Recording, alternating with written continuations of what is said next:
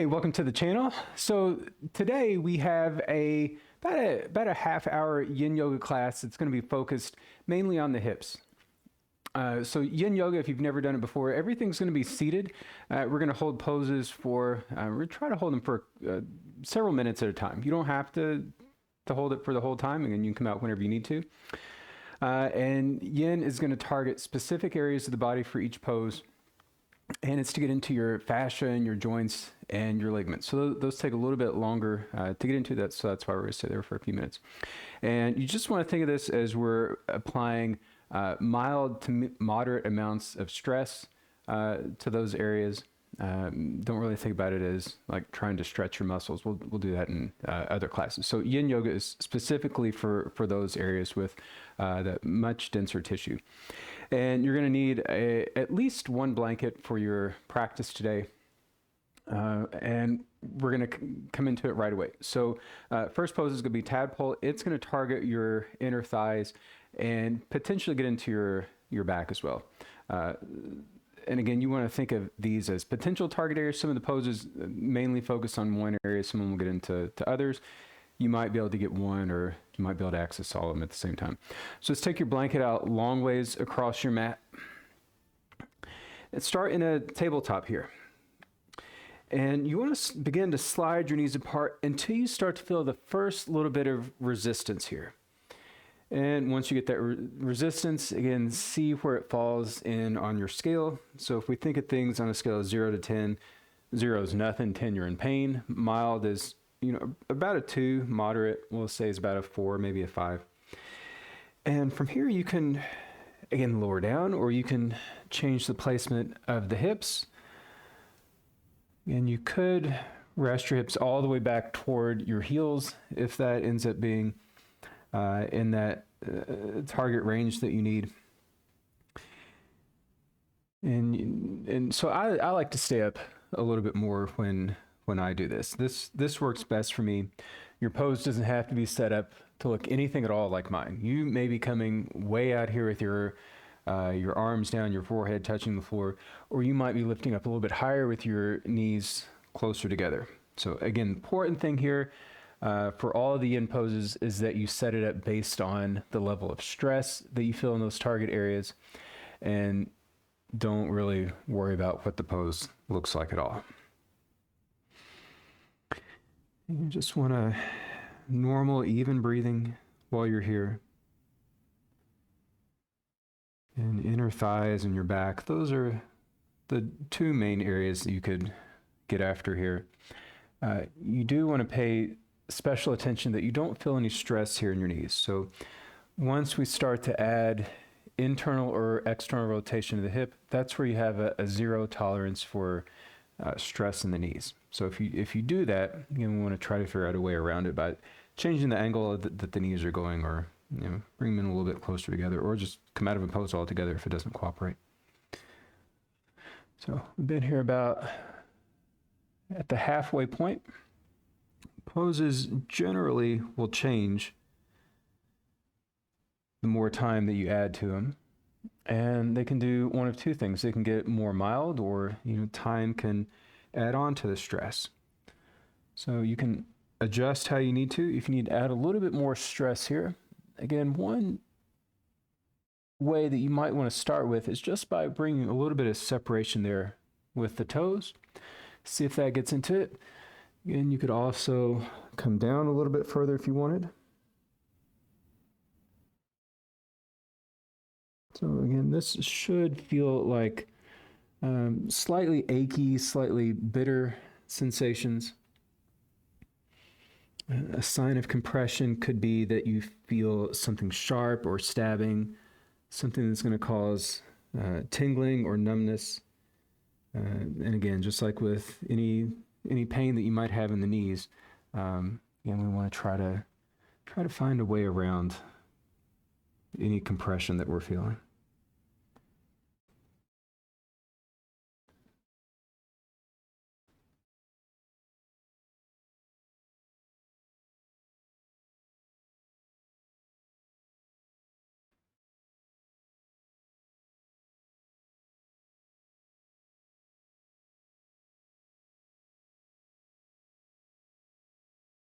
Some time, start to come back up to your hands. I'm going to begin to work the knees in a little bit closer toward one another, and then press back toward a child's pose. So we'll come into a little rest here. Again, you want the knees maybe about hip width apart or so, somewhere where they're close enough where you're no longer feeling stress in that target area again. Go ahead and come back up. So for the next one, we're going to work through Swan. Specifically, we're going to start in collapsed Swan. So if you want to use your blanket for this, you can. Now, you don't have to. You can just come onto your yoga mat. So let's begin to work our way into seated on the blanket if you're using it. Start with the soles of your feet together. And you want to lean over to the right side. And then bring this left leg back next to you. So if you were to look at it from the front, and we have about 2 90-degree bends here in the leg, the shin more or less parallel to the front of the mat. And again, that left leg is going out to the side. This version of Swan is usually much more accessible if, a normal Swan, normal half pigeon pose bothers your knee.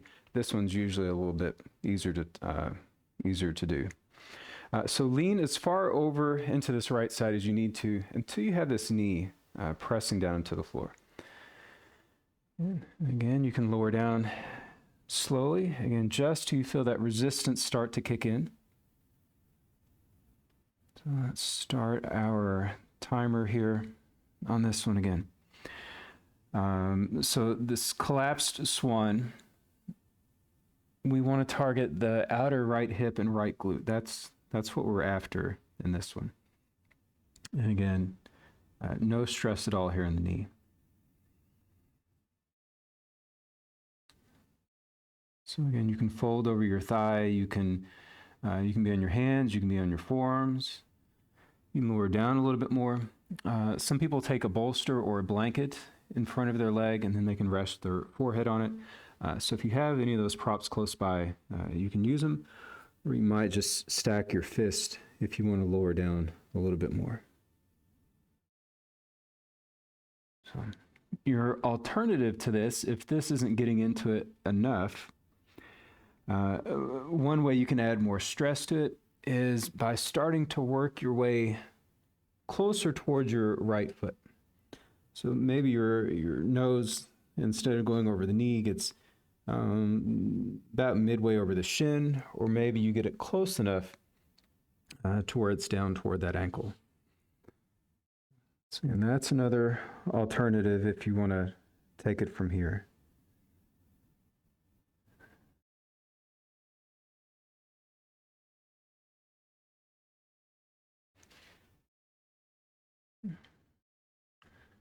And so you're at that halfway point again on this pose.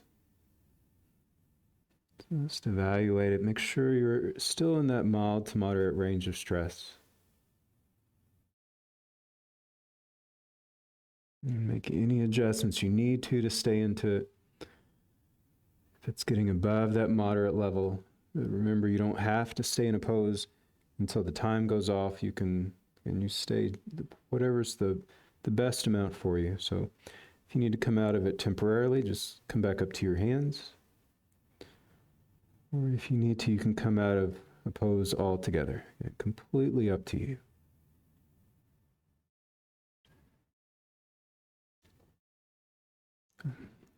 As class goes on, I'll get a little bit more quiet as we go on.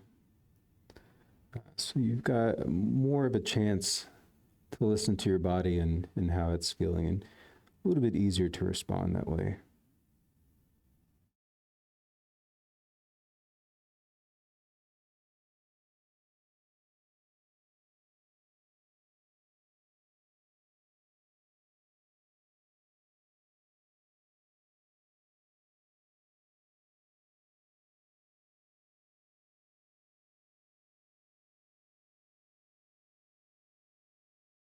That's our time. Slowly start to work your way back up. And we're going to lean all the way over into this right glute again. Bring the left leg around.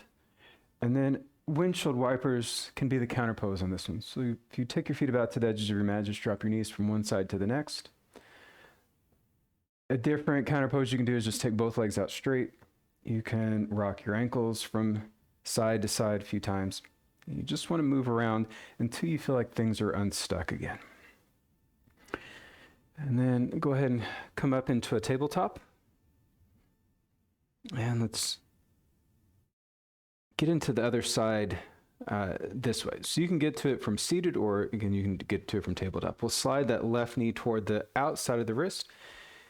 You can roll all the way over into that left glute, and then again, about a 90-degree bend in your legs. So again, lean as far over into this left side as you need to until the knee is grounded. Slowly start to lower down. And so when you come into this, again, it's important when we do these asymmetrical poses that you come into both of them based on the level of stress that you feel in the target areas. So one thing you want to avoid doing is trying to match range of motion from one side to the next, because the sides got differences in skeleton on from one side to the next. So your range of motions is most likely going to be a little bit different from one side to the other. Especially the range of motion you can achieve after being in a pose for a few minutes on one side is probably really going to be different from coming into it fresh on the other side.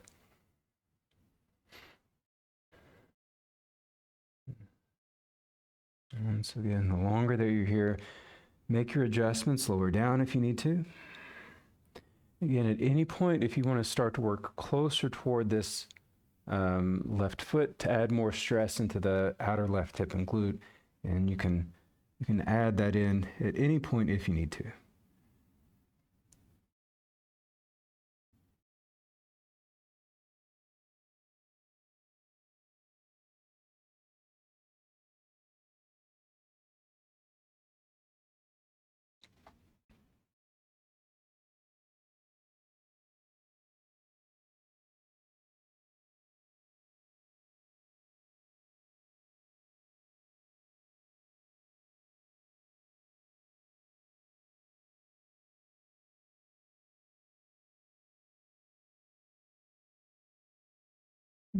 And we're a little more than halfway there on this one.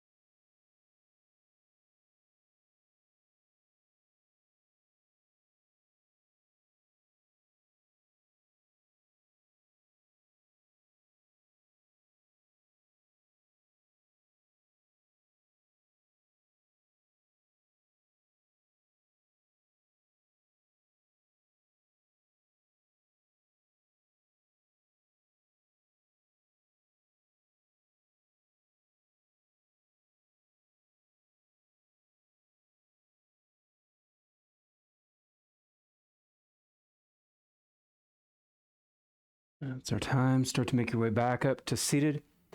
Again, we'll take our counter pose, windshield wipers, or that straight leg version, whichever one you'd rather take here. Some people don't like windshield wipers, and that's why I always offer that straight leg version. And then come back to seated. So the next one's going to be shoelace. So shoelace, we will bring this right knee on top of the left.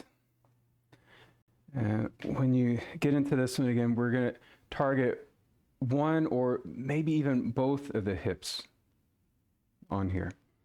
But again, no stress on knee. If this one doesn't cooperate for your knees, then it's regular crisscross leg seated position. Right shin in front of your left would be fine.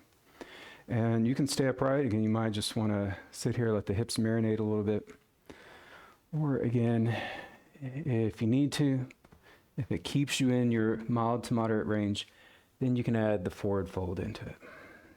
So just kind of think about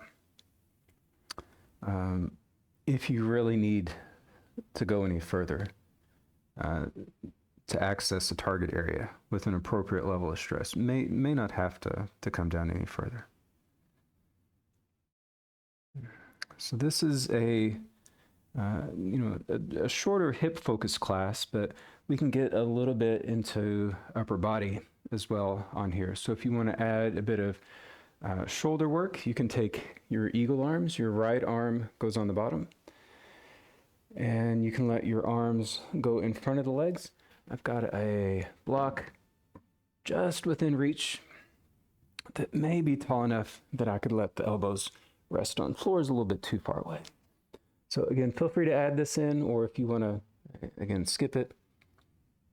And you don't have to stay here for the whole duration with the arms like this. So one or both of the outer hips, and getting into upper back and shoulders if you take the eagle arms.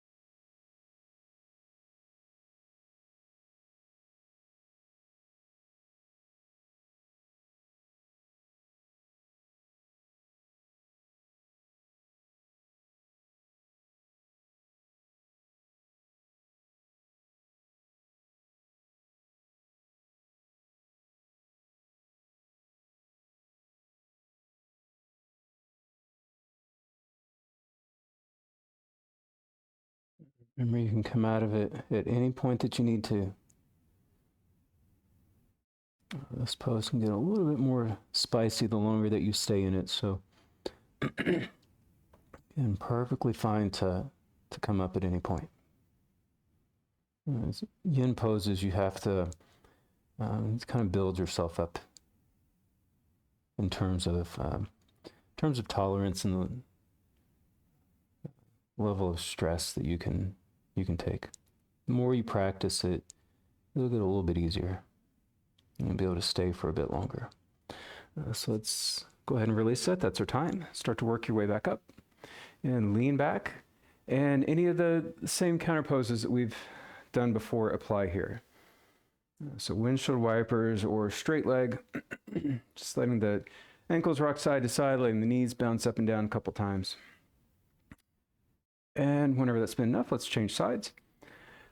So one thing to note, just because you do shoelace on one side doesn't mean that it's appropriate to do on the other. Many times I'll do shoelace on one side, and then I'll do the cross-leg version on the other. So set yourself up here. And I'm already feeling it there in the outer hips, so I'm not going to lower down just yet. So again, listen to your body. Stay upright if that's best for you, or again, if you want to go ahead and fold forward, you can. If you worked on shoulders, then we'll do the other side. So left arm will go on the bottom. If you're doing this one, if you're staying up straight, you can just let the elbows drop to the chest. You can let the hands drop away from you. You don't have to keep them lifted up here.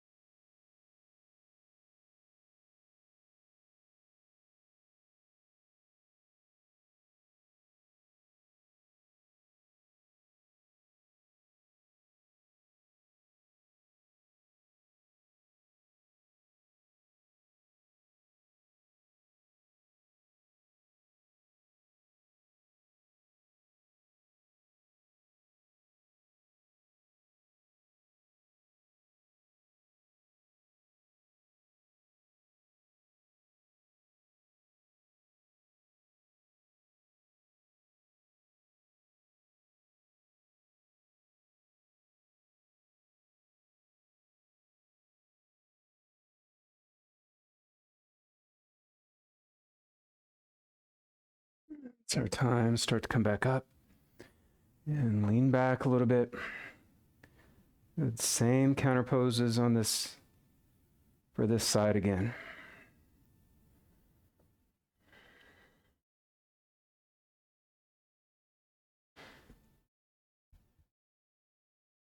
And then you want to lie down on your back. You can leave your blanket there if you want to, or you can get rid of it. You come down to your back. Start with your feet on the floor. And feet on the ground, about hip width apart. You want to lift your butt up and then set it down a few inches over to the left. Knees in. Roll all the way over to your right side. Use that right arm as a pillow. And we can start to open the left arm out to the side. Okay. So again, targeting outer left hip. You could get into your back a little bit here as well. It just depends on how close you have your knees pulled into your chest. So if you want to take a 90-degree angle, that might get into it, or you might have to get a little bit more up into that fetal position, pulling your knees in a bit closer. You can try to get into the left side of the chest here, front side of your chest, by taking about a 90-degree bend in that left arm. So you can do that if you want to, or you can just take that arm out straight. Feel free to close your eyes.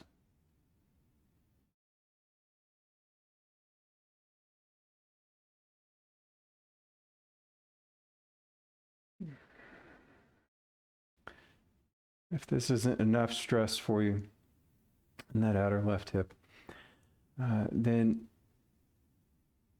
you can start to take that right leg out straight, possibly letting this left knee drop down a little bit further.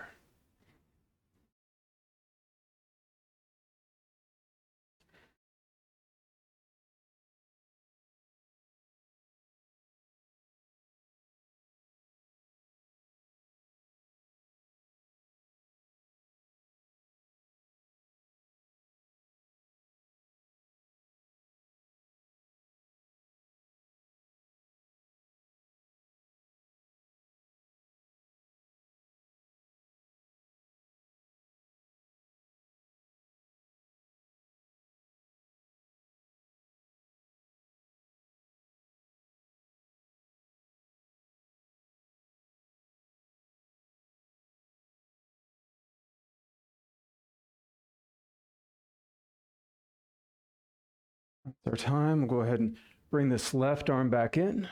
Stay here on your right side. And come back up to center. Good. Recenter your hips. And then let's set it for the other side. Pick your butt up, set it a little bit over to the right. Knees in. Roll to your left. And whenever you're ready, you can take that right arm out to the side.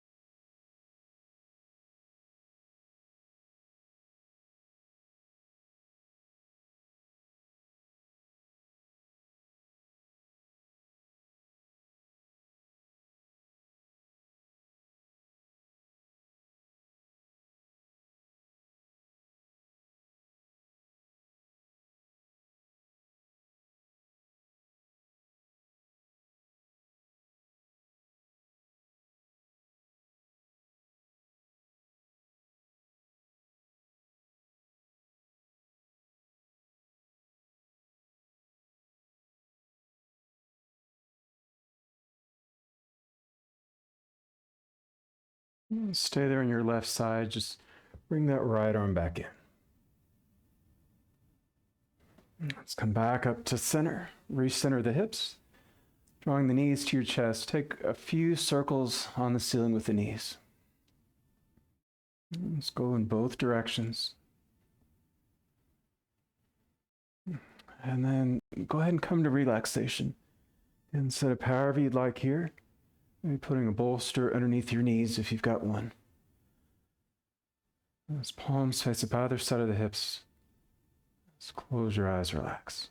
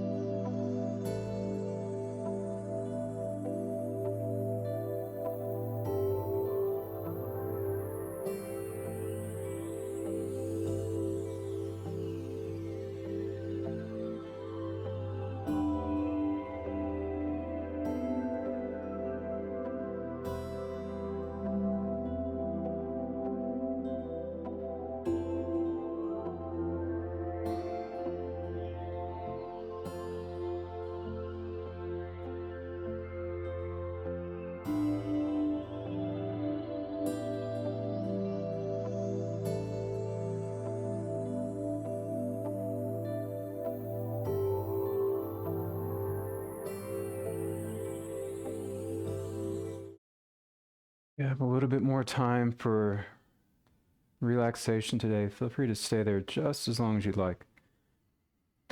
Otherwise, we're pretty much at that half-hour point.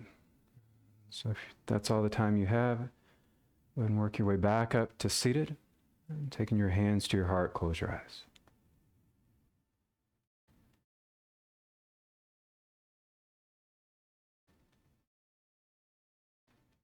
Thanks for practicing. Have a great rest of your day. Namaste. I'll see you next time. Hey, I hope you enjoyed that class. Don't forget to hit that like button and subscribe to get a new short form class every week. And if you like what you see and you want to support me, go become a member at theyogamat.com. You'll get unlimited live virtual classes every week and access to our on-demand library with over 500 classes in it. Have a great day. Namaste.